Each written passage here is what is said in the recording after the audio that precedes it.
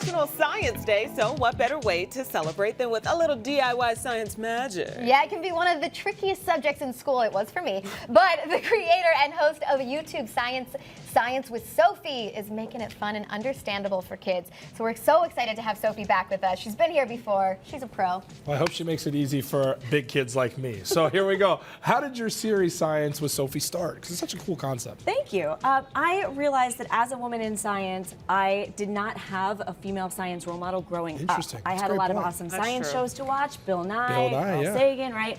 But Miss Frizzle was the only woman I had to see, and she's a cartoon. So I wanted to be a real She's a great woman. cartoon. Representation. She's great. She's great. I love Kate McKinnon. But I wanted to be something I didn't see, so I decided to be the change. Oh, I love it. Love that.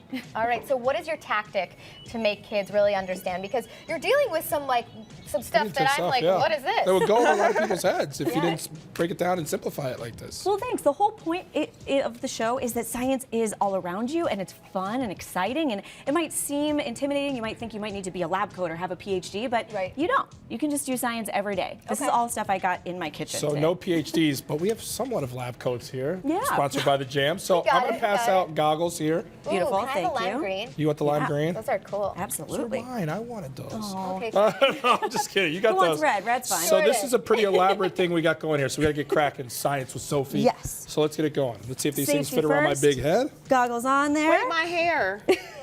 Okay, we're in. Fits right. perfectly on my We're flat ready to nose. do it. You look great. Oh, no, Awesome. I got a mushroom Felicia, head. we've never looked cooler. Oh, Okay, let's get to the experiment. Here we go.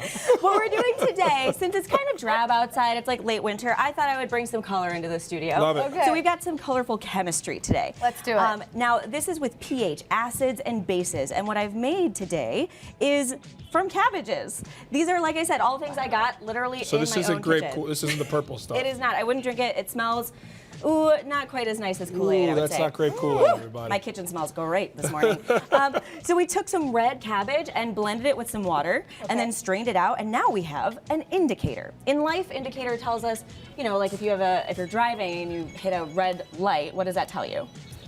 Stop. Exactly. It's an indicator, right? In chemistry, indicators tell us stuff too. Cool. In this one, the chemical that's in red cabbage can tell us if something is an acid or a base, and it will change color based on what it contacts. If it comes in contact with an acid, it'll be red. If it comes in contact with a base, it'll be green or yellow, and with water, turns a neutral blue. That's fun. So I've got one here. I've got actually 6 different things here. We're going to test, see if it's acidic or basic based on the color that it turns. Okay, so quick question before we jump in. Why does this matter? Ooh, acids and bases are in lots of stuff that we come in contact with, right? So water is neutral pH. That makes water really, really helpful for us. So we drink it, we really need it, right? Lemon juice, an acid, is kind of sour. Acids tend to be sour. If something's really acidic, like your stomach acid, it might be kind of dangerous for you to touch. Interesting. If something is basic, like a soap, it might be kind of slippery. But those are all super important things to do. So we've got a minute. Here comes a big pail. So each one of you, actually, could you grab one of these indicators, and let's have Felicia, you put some into the water and baking powder, and then let's see what happens. Go, you can put kind of half of it in each. Awesome. And we'll have you put in the More bleach or and less? sugar.